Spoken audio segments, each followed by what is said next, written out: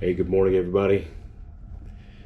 This is James Dowdy, episode number 4, Blue Collar Champion podcast, coming to you live from Amsterdam, Netherlands. So it's Saturday morning, February 3rd, over here. Currently 5:30 a.m. Been up for a couple hours. So what am I doing in Amsterdam? On a Saturday morning, February 4th. I'm sorry. Well, I'm a week behind on the podcast. I'll explain to you what I'm doing over here. So I got some catching up to do.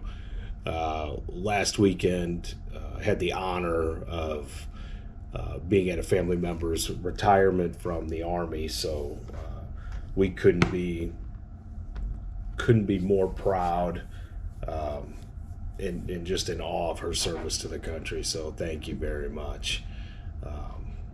Love you. So I'm in the Netherlands today.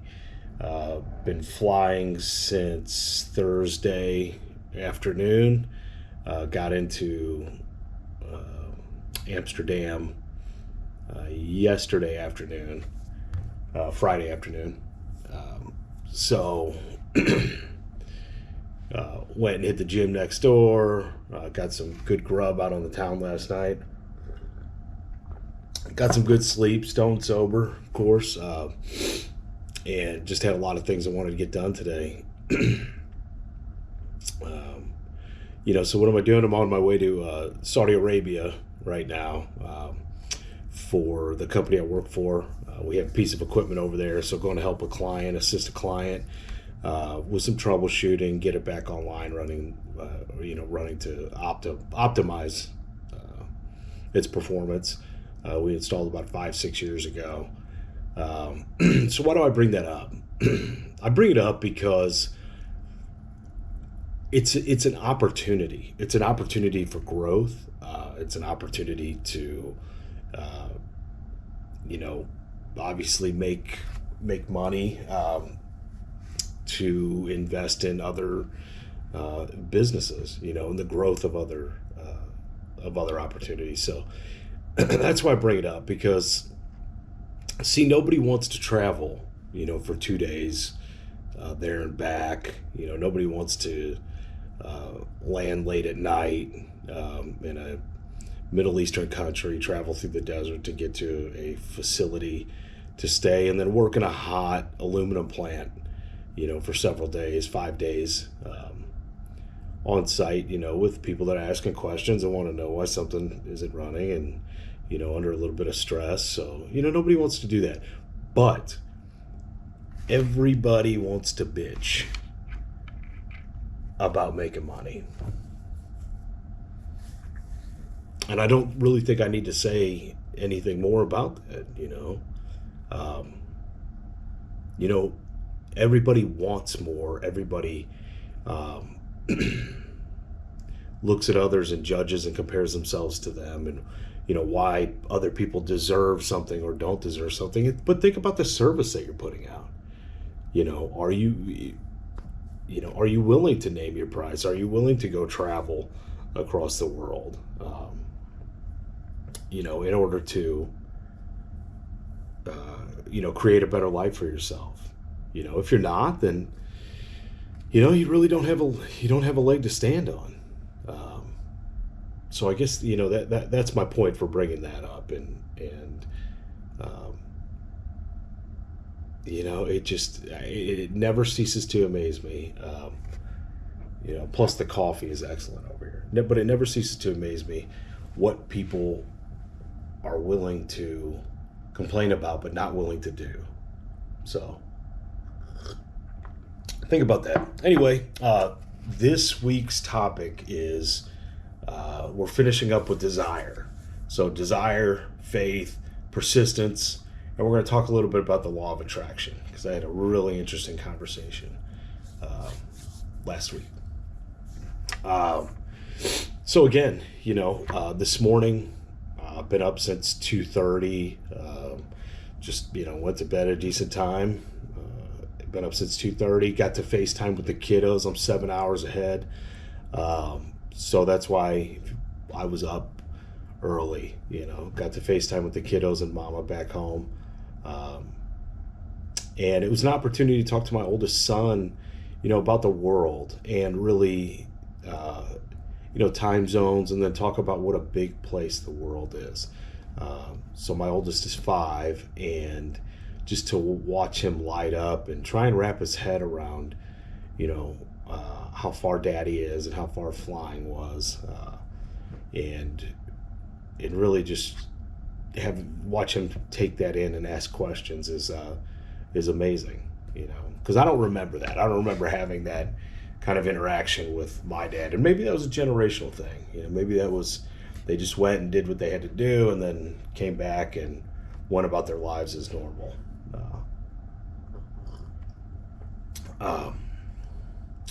So yeah, and after that, I had an opportunity to go out, hit the town, put mileage in, put mileage down. Right now I started something, with the wife, basically 75 days, two workouts a day, reading 10 pages. I won't go into much more detail about it, but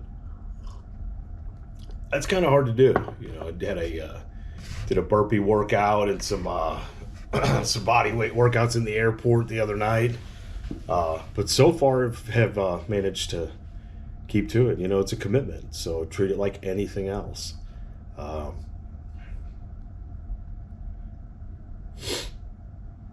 Yeah, it was interesting on my run this morning. I ran 5 miles throughout the city center, down by the red light district, the coffee shops, the hotels. And, it was interesting. How many other people I saw out getting after it? 0. So, my point of bringing that up is think about what it takes to separate yourself from the herd a little bit, and think about what it takes to gain momentum and keep momentum going. There was a time in my life where I'm in Amsterdam, I'm in the Netherlands. A lot of stuff goes over here. You know what I mean? Coffee shops, hookah bars, everywhere you go. And there was a time in my life where that I would have been really interested in that, and would have been drawn towards that. But I have different goals now. There's different things that I want. So yeah, I don't want to stay out. Excuse me. I don't want to stay out drinking, partying all night. I want to focus on propelling my life in that forward direction. And growing business and creating that wealth. And then getting this message out. If I was out doing that, then this wouldn't be happening. So let's move on. Let's move on, and let's wrap up desire this week. This is chapter 1. So Napoleon Hill teaches that desire can be created. Desire can outwit Mother Nature by overriding the instinct to quit. Think about that. When you're filled with desire for what you're doing, an overwhelming, burning desire, that instinct to quit, it's not going to creep in as often. And when it does, it's going to be really easy to overcome because you're filled with that desire. So it's not just something you want to do. It's not just something you need to do. It's not just another chore. It's something you have to do. And I like the fact that Napoleon Hill, Robert Kiyosaki from Rich Dad Poor Dad bring up desire being created, and also when you think about it too, desire can be created for opportunities that are right in front of us. that we may have never thought of, but we're just receptive to it, and we're listening, and we're thinking, how can we make the world a better place? So opportunities are always there, always going to present themselves, to the point where you're going to have more opportunities in front of you than hours you have in the day. Now talk about a good problem to have. So triage that, take care of what's in front of you, and do what you can, get that moving, make it autonomous, and then, but write those down so you can come back to that. So you can come back to those opportunities and go, oh, okay, now I have some time where I can focus on this because this is moving forward, and I have my partners and my clients are autonomous in moving that business forward. So keep that in mind.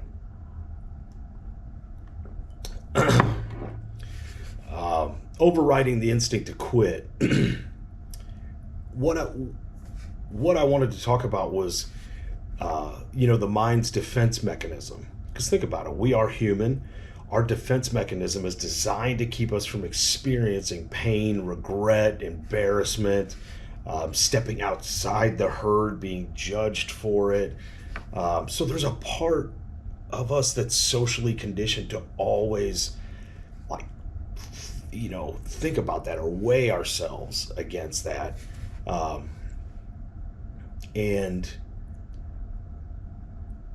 I don't know exactly how to tell you how to get over that, other than you have to reach that point in your life where you just do not care any longer. What are you going to do? Are you going to care about what people that are insignificant, like we talked about on the last number 3 podcast, you gotta get to that point in your life where those goals and those desires, the desire that you're creating and the goals that you're setting are the life preserver, and that's what you're reaching for, and that's what you're swimming towards. So not worried about what others think. So getting out of that state of safety. Even more, I think these days, as society creates ever higher demands on us socially, for instance, being able to portray oneself through a view or a filter in a way that's totally absurd, not real, based on a facade. I'll call it a downright lie. And we all watch it, and we all watch people get exposed. And that's why I come to you like this, and that's why I approach this the way that I am. Is this is real. This is me being real. So everybody knows what I mean. It's the Instagram model, filtered out in a photo shoot on a luxury beach. Like that's the way he or she looks every day of their life. It's a dude renting a mansion, a photographer, a Lambo, to shoot a commercial and push the latest, get rich quick scheme by robo-hacking the stock market, buying, selling in microseconds with autonomous bots or whatever the fuck they're pushing this week. My point being, it's not real. It's not sustainable. So think about that also when these opportunities present themselves. Is this something I'm going to have to lie, cheat, steal to get over on people, or is this something that I can actually create a sustainable source of income from it? And that's just one vein or root of the tree that's growing. So that's why I bring it up. I bring it up to let the pressure off you, and know that it's okay, to be starting exactly where you are.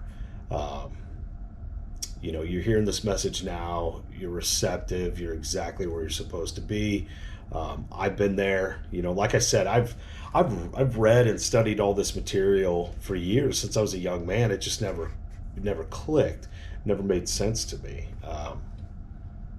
until I reached the age I am now, where I went, now I understand. Now I understand what the teachers were trying to tell me. And by teachers, I mean the stuff not being taught in school, in the books, Think and Grow Rich, Lead the Field, um, you know, Bob Proctor, You Were Born Rich, Robert Kawasaki, Grant Cardone. I carry his millionaire booklet with me um, everywhere I go. I just, refer to it from time to time. Um, so, with desire, also, the thing that kind of clicked to me the other day, I was thinking about it, and I was just kind of letting it run in the background in my mind. I'm thinking about it. Why does this sound so familiar? Okay. It sounds a lot like grit and determination and setting a goal and driving to it and grinding it out every single day. And I lived like that for a long time, for years, and that's how I approached my life, my career, and is it sustainable? Yes, it's sustainable. Is it a very hard set way of approaching things? Yes, it is. Um, but that's what made sense to me at the time. I needed that structure. I needed something so rigid that there was no way, hard line. That's how we do it. We grind through it. And it did. It develops grit outside of sports or something like wrestling or football, or whatever you're into, or running, or obstacles, or grappling, jiu-jitsu, whatever, kickboxing. So it's developing like another layer of grit. That grit when it comes to stress. This is a stress that is full time. It's full time in work or career or whatever you do. So it was kind of like really creating that rub to make that grit. So it did exactly what it needed to do for me for years. And now I've gotten to the point where, like, living that way and approaching, projects or career moves or whatever, that way is just second nature to me. So, I'm not really thinking, I gotta, nose down, grind it out, take the pain, take the pressure. Instead, I just work through it, and really be myself, open and honest, with the client, so that, and that's my approach, but I'm taking care of business along the way.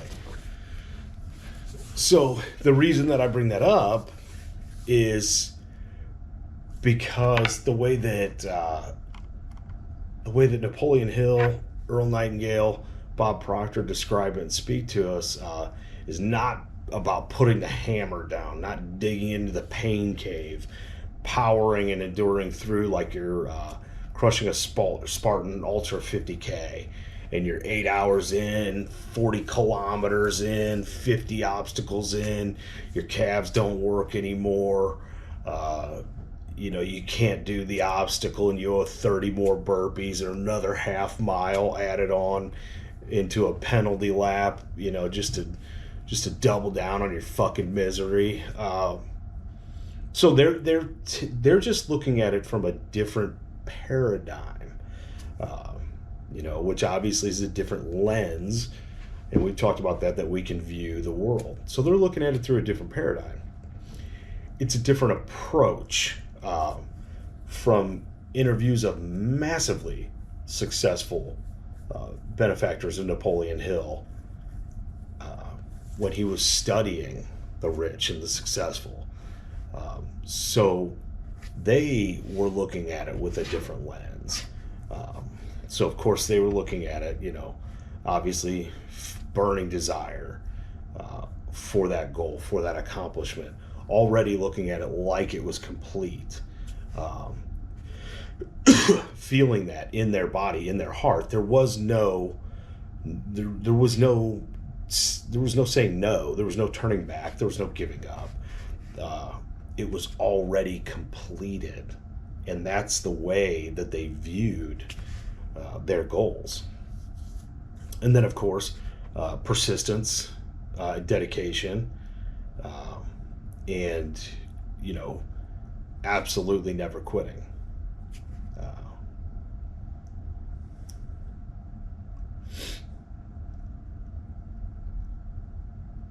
so I'm reading my notes here. Uh, so the purpose of creating the first step of burning desire is with a burning desire of a worthwhile goal. One believes there's no lack of motivation. There's no stopping point. There's no mountain that's too high. It is such a desire in our hearts that it has to be created and it has to be done. We have to do it. Massive desire. So when the road ends, we start cutting into the brush, one thorn bush at a time until we have another foot of road and another and another.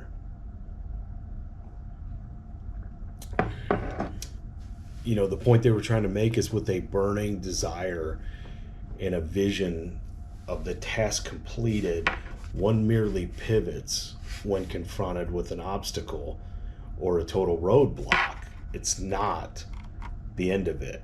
Merely requires a bit of critical thinking, remaining open to the law of attraction and thinking outside the box.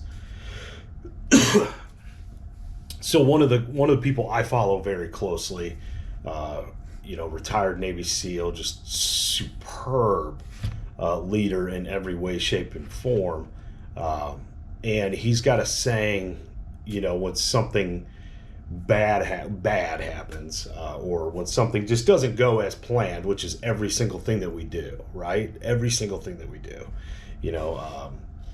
No plan survives first contact. So, and it doesn't matter what industry you're in. If you're in IT, if you're in construction, if it doesn't matter if you work for the city, if you're a white collar, guy that's running, a Fortune 500 company, just no plan survives first contact. It's always, this is our best form. This is our best layout of a plan that we have.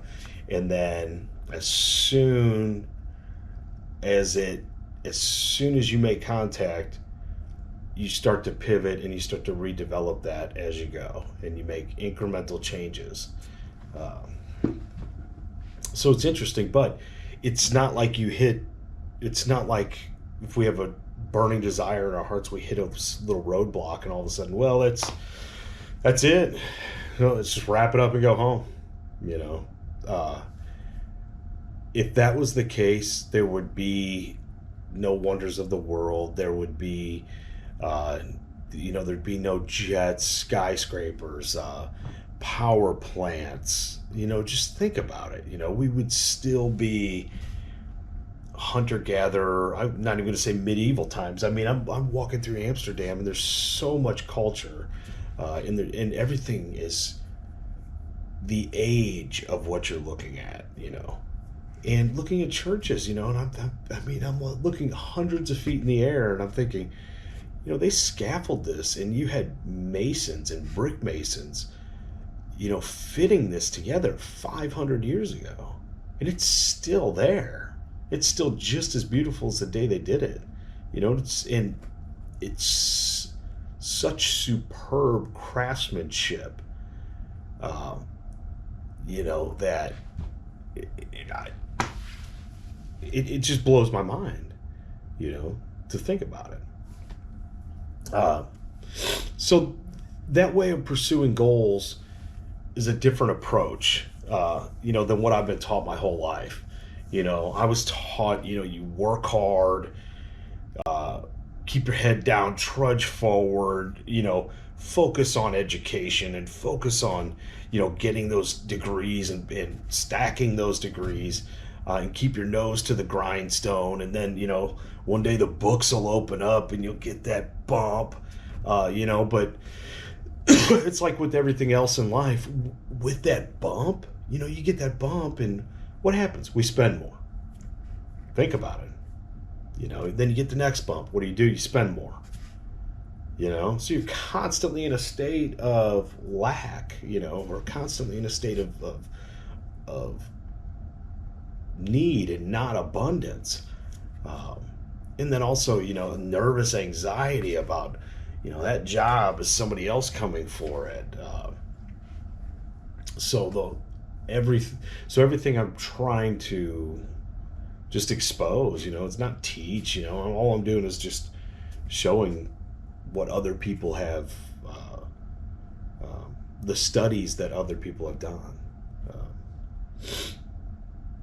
so that maybe one day you choose, to read the same books, to follow the path, and you'll start to see that, man, things just open up in front of you. So the approach of having your heart filled with desire, to make something, create something, help someone, make the world a better place, have faith, the vision of accomplishment, that you can and have already achieved the end goal. Vision of accomplishment with gratitude meditation, basically not tricking, but changing the subconscious mind, reprogramming. Think about the subconscious mind like software. All you're doing is you're updating that software. You're changing the paradigm that you look through. You're updating that software. The path is described as not hard work, or grinding. And I think that's what meant, because of the deep desire and grateful attitude of already completing the task, the goal. One can move through the rough periods with grace and minimal abrasion while continuing the tasks that brought forth the solution, and move a step closer to completing the visualized target. Okay, I know there's a lot, so just think your way through that. This brings me to a conversation I had with somebody that I truly love and care for, recently, regarding the law of attraction. So what I want to do is kind of define the law of attraction. Excuse me, I'm getting over a little bit of cough too. So the law of attraction and quantum physics by Kate Corbin. This is something I found on Blogiverse. So if thoughts can do that to water, imagine what our thoughts can do to us. Now that comes from the movie What the Bleep Do We Know? If you've never heard or seen What the Bleep Do We Know, I highly suggest it. Check it out. Despite whatever your beliefs are, it's really interesting. They do a huge study on water, where water comes from, what does it look like when you freeze it, what do the molecules turn into, what happens if you pray over it, what happens if you write love and plaster that to the side of it and then freeze that, or hate or war, and then look at what those frozen water molecules or kind of snowflakes look like, and it is really kind of mind-blowing. So just check it out. It's worth the hour and a half of your life. It'll really kind of make you think. So the law of attraction teaches us that we attract into our lives whatever we focus on. Remember, we are what we think about. Quantum physics teaches that nothing is fixed, that there are no limitations, that everything is vibrating energy. By understanding that everything is energy in a state of potential, and by applying the law of attraction to bring into our lives what we focus on, it is never necessary to feel stuck with an undesirable life. Now think about that. I mean, that's heavy. Quantum physics. I'm not even going to sit here and start to act like I understand what quantum physics is, but I can understand what they're saying about the law of potentials, and bringing into our lives what we focus on. We are what we think about. We become what we think about. So, if you hit a roadblock, you have a stumbling point in your career, your relationship, whatever, do you look at it and go, well, that's the end of the world. Well, that's it. That's over. Or do you look at it and go, good. And that's actually where I was going when I brought up one of the guys that I follow, as a mentor,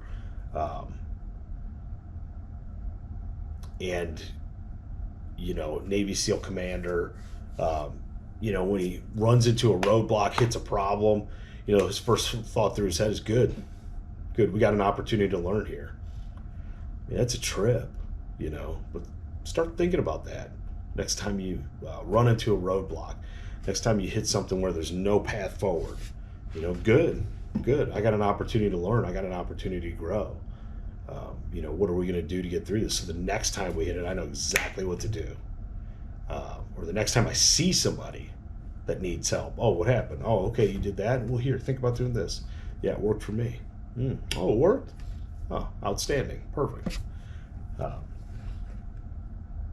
So I just wanted to wanted to define, there's many definitions, but this was a good read of what the law of attraction is, and really bringing into our lives what we focus on, or becoming what we think about, which is Think and Grow Rich, Napoleon Hill, which came from, the Rockefellers, the Carnegies, like these ultra successful people that he interviewed in his time. And that was part of their message, was we become what we think about. So it's just interesting. Now they're starting to find out that, quantum physics and quantum entanglement, they're developing, laws in physics for the potential that's out there, and then being able to focus on that, or the future, the Latin word being, futurus, which means about to be. So you think about your future, and the Latin definition was about to be. Kind of sounds like creation, doesn't it? Depending on what you're thinking about your future, what you're focusing on is about to be. I don't know. Think about it. So, a couple of quotes, and then I'll get into reading. We're going to finish up chapter 1, Desire. And I have my initials under this, but I'm not claiming any of this. This is something I learned from somebody else, from reading. I just couldn't put a place on it. You're a direct representation of your company. Act like a successful business of your company. So act like a successful business. That means you, as a person, you are your company. So act like a successful one. Do the math to create possibility, then create strategy. Grant Cardone, The Millionaire Booklet. This deserves a little bit more of an explanation. What he meant was do the math to create possibility. So what does that mean? Okay, let's do the math. Let's just say there's no overhead to the cost of your product, whatever. How do you make $1 million? 5,000 people buy your $200 product. Now there's, I haven't looked at statistics lately, 7 to 8 billion people in this world. And you need 5,000 of them to buy your $200 product to create $1 million. Okay, let's look at it another way. What about a service? What are you, a coach? And me being a meathead, I kind of instantly fall back to fitness, but it could be coaching, it could be teaching, it could be playing the violin, it could be doing whatever online, so you're releasing and people are buying in monthly to your service. So what does that mean? 5,000 people, $17 a month for your service. Do the math. $1 million annually. $17 a month, 5,000 people subscribed. Do the math to create the possibility. Then create the strategy for how you're going to get there. You already know it's possible. It's only 5,000 people. It's only 5,000 people. Not, oh my God, it's 5,000 people. How am I ever going to do that? No, it's only 5,000 people. That's the paradigm shift. And last but not least, a rut, we're reminded, is really nothing more than a grave with the ends kicked out. Earl Nightingale, Lead the Field. I'm not even going to explain it. Just think about it. A rut, we're reminded, is really nothing more than a grave with the ends kicked out. I like that one. So, all right, we're going to page 35. All right. Page 35, Desire, Chapter 1, Think and Grow Rich, Napoleon Hill. We're going to finish up today. Already sitting about 35 minutes into this, so I'm trying to read quick. Desire outwits Mother Nature. As a fitting conclusion to this chapter, I wish to introduce one of the most unusual persons I have ever known. I first saw him many years ago, a few minutes after he was born. He came into the world without any external physical signs of ears, and the doctor admitted, when pressed for an opinion, that the child would likely be deaf and mute for life. I challenged the doctor's opinion. I had the right to do so. I was the child's father. I too reached a decision and rendered an opinion. But I expressed the opinion silently in the secrecy of my own heart. I decided that my son would hear and speak. Nature could send me a child without normal organs of hearing, but nature could not induce me to accept the reality of the affliction. In my own mind, I knew that my son would hear and speak. How? I was sure there must be a way, and I knew I would find it.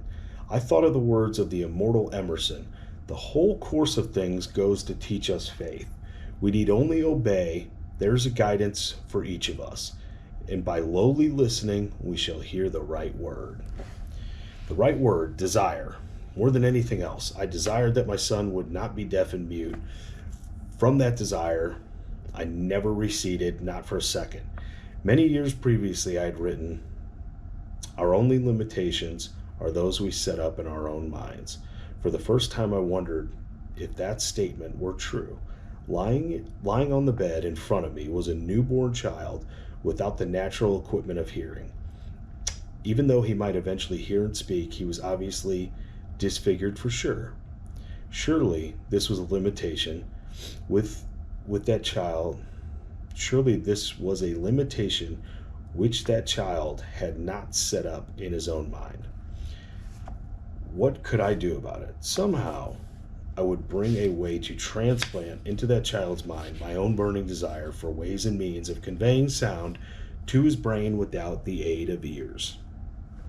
As soon as the child was old enough to cooperate, I would fill his mind so completely with a burning desire to hear that nature would, by methods of her own, translate that desire into physical reality. All this thinking took place in my own mind, but I spoke of it to no one. Every day I renewed my pledge I had made to myself not to accept this disability for my son. As he grew older and began to take notice of things around him, we observed that he had a slight degree of hearing. When he reached the age when children usually began talking, he made no attempt to speak, but we could tell by his actions that he could hear certain sounds slightly. That was all I needed to know. I was convinced that if he could hear even slightly, he might develop still greater hearing capacity. Then something happened which gave me hope. It came from an entirely unexpected source. He bought a Victrola, an old fashioned phonograph. When the child heard the music for the first time, he went into ecstasies and promptly appropriated the machine. He soon showed a preference for certain records. Among them, It's a Long Way to Tipperary. On one occasion, he played that piece over and over and over for almost 2 hours, standing in front of the Victrola with his teeth clamped on the edge of the case. The significance of this self-formed habit of his did not become clear to us until years afterwards, for we had never heard of the principle of bone conduction of sound at that time. Shortly after he appropriated the Victrola, I discovered that he could hear me quite clearly when I spoke with my lips touching his mastoid bone at his jawbone near his ear canal, near where his ear canal would have been. So I guess it'd be like right in here, kind of where those new headphones come over and speak right to your mastoid bone. These discoveries placed into my possession the necessary means by which I began to translate into reality my burning desire to help my son develop hearing and speech. By that time, he was making stabs at speaking certain words. The outlook was far from encouraging, but desire backed by faith knows no such word as impossible. Boom. And I'm just blown away at, the commitment that he shows to his son. It's amazing. It's inspiring. Having determined that he could hear the sound of my voice plainly, I began immediately to transfer to his mind the desire to hear and speak. I soon discovered that the child enjoyed bedtime stories, so I went to work creating stories designed to develop in him self-reliance, imagine, and a keen desire to hear. There was one story in particular which I emphasized by giving it some new and dramatic coloring each time it was told. It was designed to plant in his mind the thought that his disability was not a liability but an asset of great value, despite the fact that all the philosophy I had examined clearly indicated that every adversity brings with it the seed of an equivalent advantage. I must confess that I had not the slightest idea of how this affliction would ever become an asset. However, I continued my practice of wrapping that philosophy in bedtime stories, hoping the time would come when he would find some plan by which his disability could be made to serve some useful purpose. Reason told me plainly that there was no adequate compensation for the lack of ears and natural hearing equipment. Desire backed by faith pushed reason aside and inspired me to carry on. As I analyze the experience in retrospect, I can see now that my son's faith in me had much to do with the astounding results. He did not question anything I told him. I sold him the idea that he had a distinct advantage over his older brother, and that this advantage would reflect itself in many ways. We could notice that the child's hearing was gradually improving. Moreover, he had not the slightest tendency to be self-conscious because of his affliction. When he was about 7, he showed the first evidence that our method was servicing his mind was bearing fruit. For several months, he begged for the privilege to sell newspapers. But his mother would not give her consent. She was afraid that his deafness made it unsafe for him to go out on the street alone. Finally, he took matters into his own hands. One afternoon, he was left home with the servants. He climbed through the kitchen window, shimmied to the ground, and set out on his own. He borrowed 6 cents in capital from the neighborhood shoemaker, invested in paper, sold out, reinvested, and kept repeating this process until late in the evening. After balancing his accounts and paying back the 6 cents he had borrowed from his banker, he had a net profit of 42 cents. When we got home that night, we found him in bed, asleep, with the money tightly clenched in his little hand. God, anybody who's a father, you can't help but be touched by that. um, that that industrious, little person is going out in the world, with a disability, uh, and getting after it. His mother opened his hand, removed the coins, and cried, of all things. Crying over her son's first victory seemed so inappropriate. My reaction was the reverse. I laughed heartily, for I knew that my endeavor to plant in the child's mind an attitude of faith in himself had been successful. His mother saw in his first business venture a little deaf boy who'd gone out to the streets and risked his life to earn money. I saw a brave, ambitious, self-reliant little businessman whose stock in himself had been increased 100% because he had gone into business on his own initiative and had won. The transaction pleased me because I knew that he had given evidence of a trait of resourcefulness that would go with him all through life. Later events proved this to be true. When his older brother wanted something, he would lie down on the floor, kick his feet in the air, cry for it, and get it. When the little deaf boy in parentheses, wanted something, he would plan a way to earn the money and then buy it for himself. He would follow that pattern throughout adult life. Wow. Truly, my own son taught me that disabilities can be converted into stepping stones on which one may climb towards some worthy goal, unless they are accepted as obstacles and used as alibis. The little deaf boy went through grade school, high school, and college without being able to hear his teachers except when they shouted loudly at close range. He did not go to a special school. We were determined that he should live as normal a life as possible and associate with children with hearing, and we stood by that decision, although it caused us many heated debates with school officials. While he was in high school, he tried a hearing aid, but it was of no value to him. During his last week in college, something happened which marked the most important turning point of his life. Last week of college. Through what seemed to be mere chance, he came into possession of another hearing aid device, which was sent to him on a trial. He was slow about testing it because of his disappointment with the earlier device. Finally, he picked the instrument up and more or less carelessly placed it on his head, hooked up the battery, and lo, as if by a stroke of magic, his lifelong desire for normal hearing became a reality. For the first time in his life, he could hear practically as well as any person with normal hearing. Overjoyed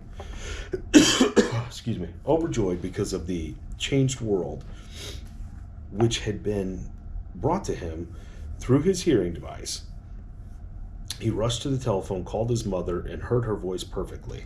The next day, he plainly heard the voices of his professors in class for the first time in his life.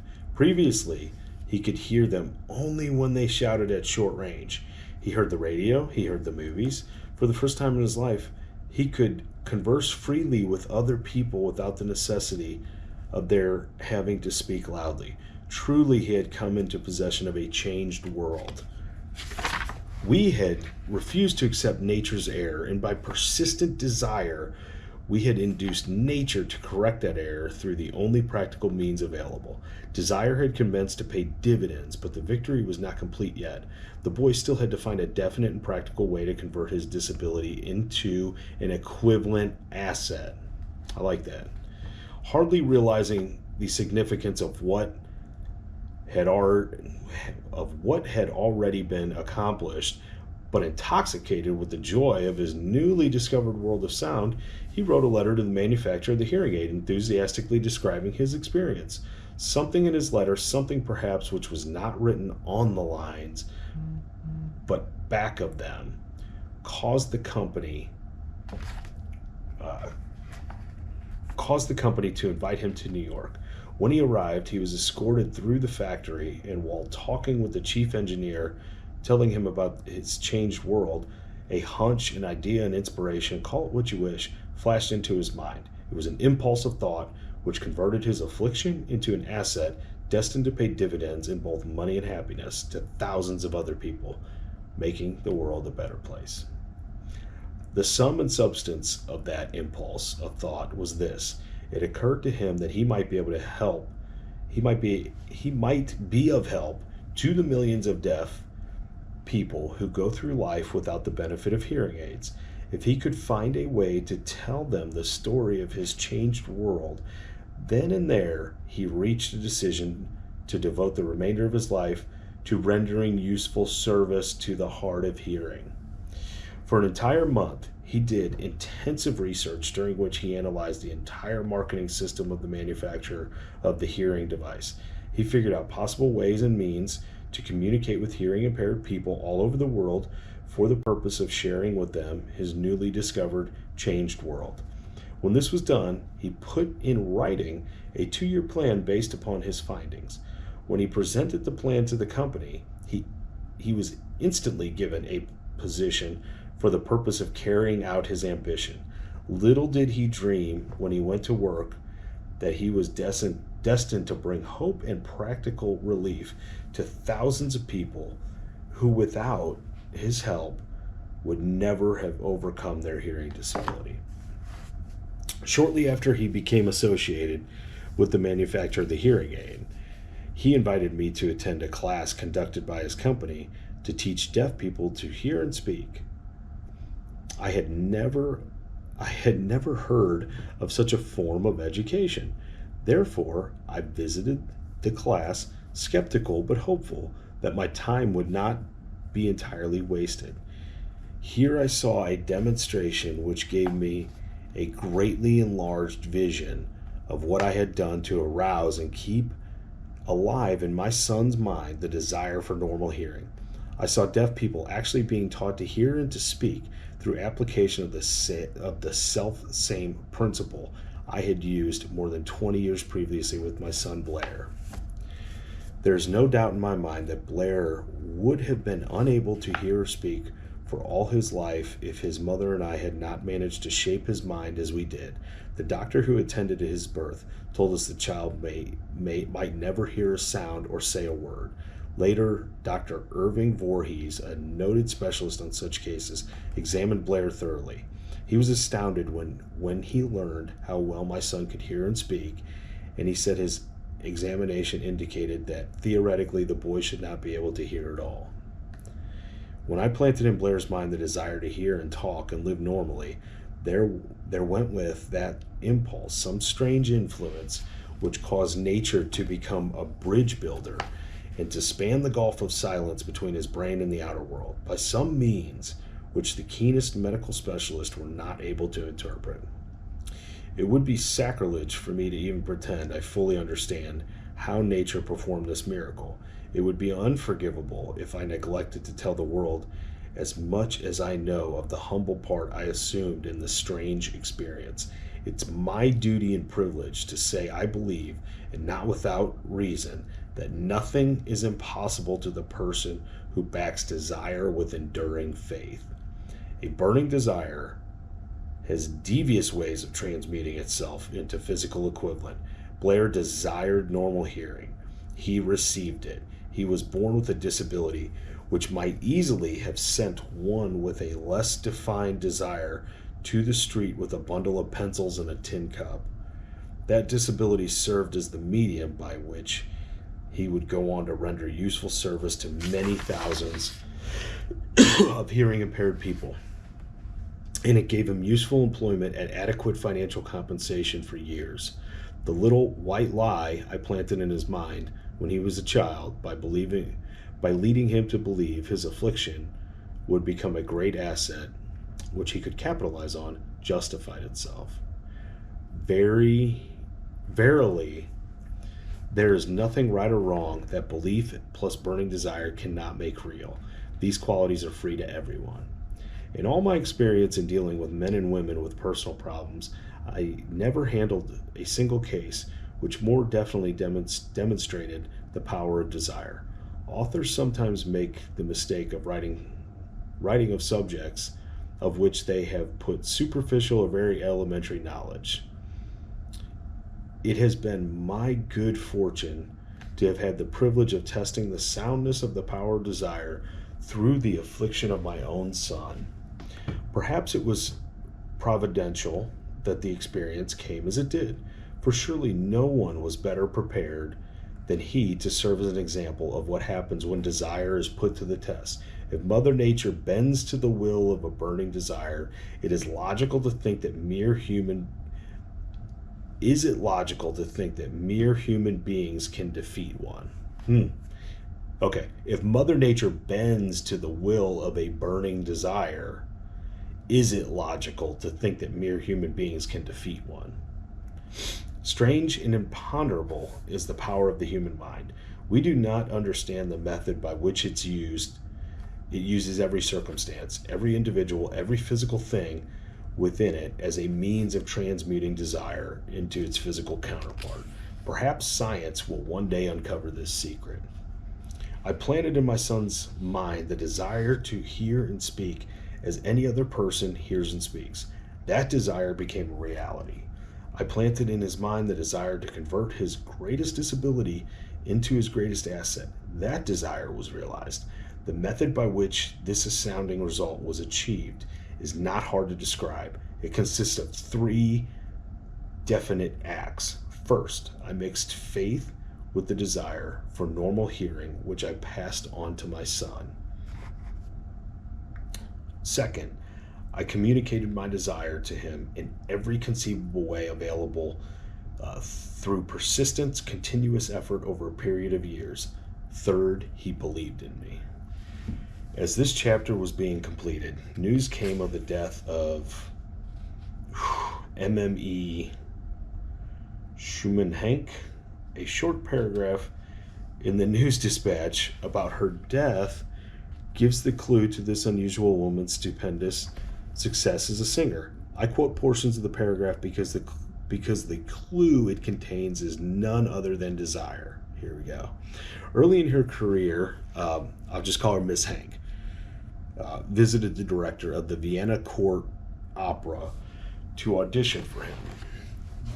But he did not grant the audition. After taking one look at the awkward and poorly dressed girl, he exclaimed, none too gently, with such a face and with no personality at all, how can you ever expect to succeed in opera? My good child, give up the idea, buy a sewing machine and go to work. You could never be a singer. Never's a long time. The director of the Vienna Court Opera knew much about the technique of singing. He knew little about the power of desire when it comes to the proportion of an obsession. If he had known more about that power, he would not have made the mistake of condemning genius without giving it an opportunity. Several years ago, one of my business associates became seriously ill. He became worse as time went on and finally was taken to the hospital for surgery. Just before he was wheeled into the operating room, I took a look at him and wondered how anyone as thin and as emaciated as he could possibly go through a major operation successfully. The surgeon warned me that there was little, if any, chance of my ever seeing him alive again, but that was the doctor's opinion. It was not the opinion of the patient. Just before he was wheeled away, he whispered feebly, "Do not be disturbed, Chief. I will be out of here in a few days." The attending nurse looked at me with pity, but the patient did come through safely. After it was all over, the physician said nothing but his own desire to live saved him. He never would have pulled through if he had not refused to accept the possibility of death. I believe in the power of desire backed by faith because I have seen this power lift people from lowly beginnings to places of power and wealth. I have seen it rob the grave of its victims. I have seen it serve as the medium by which individuals staged a comeback after having been defeated in 100 different ways. I have seen it provide my own son with a normal, happy, successful life despite Mother Nature's having sent him into this world severely disabled. How can one harness and use the power of desire? This question is answered through this and the subsequent chapters in this book. This message is going out to the world at the end of one of the most devastating economic upheavals America has ever known. It is reasonable to presume that the message may come to the attention of many who have been wounded by personal economic calamity those who have lost their fortunes, others who have lost their positions, and great numbers who must reorganize their plans and stage a comeback. To all these, I wish to convey this thought: all achievement, no matter what may be its nature or its purpose, must begin with an intense, burning desire for something definite. Through some strange and powerful principle of mental chemistry, which she has never divulged, nature wraps up in the impulse of strong desire that something which recognizes no such words as impossible and accepts no such reality as failure. Fortunately, nature has also given us the way to channel desire unwaveringly toward the goals we name and seek. It is way of faith, the second step to riches. Faith is a state of mind which may be induced by autosuggestion. And then I'm going to read just a little tidbit of the second chapter, because when you read that last line, faith is a state of mind which may be induced by autosuggestion. Like, man, okay, give me a little bit more. Autosuggestion. So to me, that's reprogramming that subconscious mind. Anyway, chapter 2, faith, visualization and belief in the attainment of desire, the second step to riches. Faith is the head chemist of the mind. When faith is blended with vibration of thought, the subconscious mind instantly picks up vibration, translates it into the spiritual equivalent, and transmits it to the infinite intelligence, as in the case of prayer. The emotions of faith, love, and sex are the most powerful of all major emotions. When the three are blended, they have the effect of coloring the vibration of thought in such a way that it instantly reaches the subconscious mind. There's the subconscious. I had a feeling it was going right there, where it is changed into spiritual equivalent, the only form that induces a response from the infinite intelligence. Okay, so anyway, that finished us up with desire. I thought it important. I really wanted to read Napoleon Hill's own experience with his son. One, because it's inspirational, as a father, just to think like, he never quit, the kid all the way through college, never quit. And then the week before his last week in college, gets a new hearing aid, all of a sudden has groundbreaking, experience in his life. So, I thought it important to read that because that took place over the period of, 22 years, of Napoleon Hill's life. And to condense it into 10 pages just doesn't even do it justice. But that suggestion and that burning desire that he built and then built in his son and then was able to overcome something that should have been looked at as a liability and really help him look at it like an asset, and then how it became an asset, and then how he made the world a better place and changed the world by dedicating his life to that. So yeah, anyway, that was chapter 1. This was podcast number 4, Blue Collar Champions podcast, the exploration of creating a better life and multiple sources of income for ourselves at any means, no matter what you're doing. If you're a welder, pipe fitter, bricklayer, laborer, carpenter, millwright, iron worker, sprinkler fitter, no matter what you do, I'm not telling you to run out, and none of what I'm none of what I talk about is telling you to run out and quit what you're doing. As a matter of fact, just the opposite. And I was thinking about this. I'll make it quick. I've gone way over with this one. I was thinking about it. Everything that I'm going to talk about, that I'm going to bring up, the teachings of other people. It's not me. The teachings of other people, other geniuses. You know,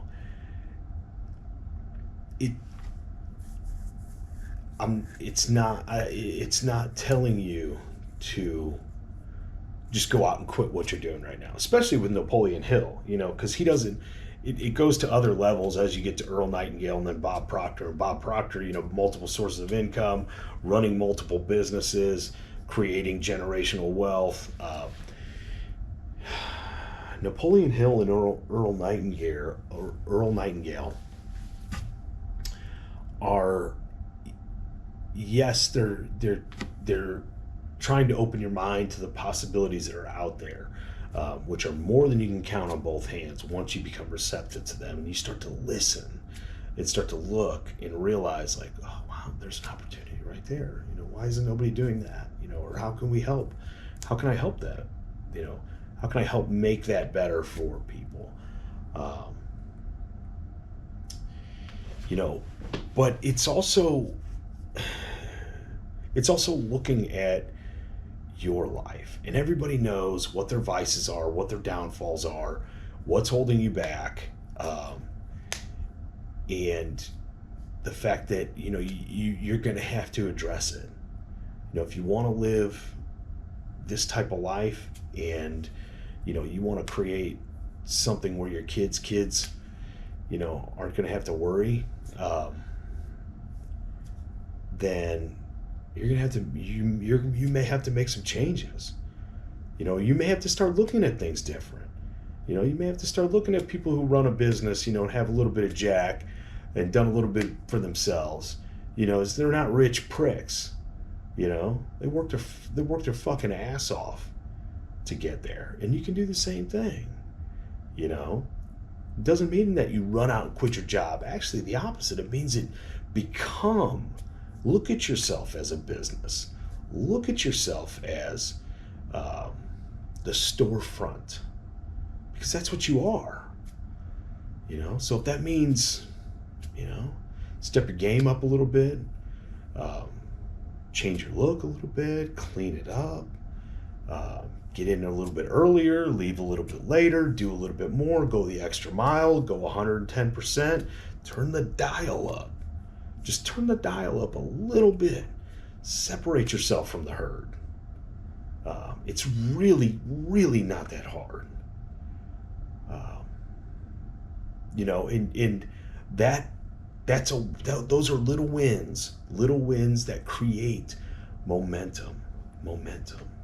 So get some of those little wins. You know, you're gonna feel a little bit better about yourself. Iron your freaking shirt and go to work. Do your hair and go to work. You know, you're gonna feel so much better. You know, the world's gonna start to look a little bit different. You're changing your paradigm. You're changing the way you treat yourself and you present yourself to the world. You know, so that changes the way that you view the world. So anyway, you know, thanks everybody who's watching, who supports the channel, and really this is all for you guys. You know, so I wish you the absolute best. If there's anything I can do, let me know. And you know, keep your head up, stay positive, be good to your family, be good to those you work around, those you deal with every day. You know, and you know, make the world a little bit brighter and a little bit better for you being in it. And also too, remember, you know, get after life. All right. Until next week.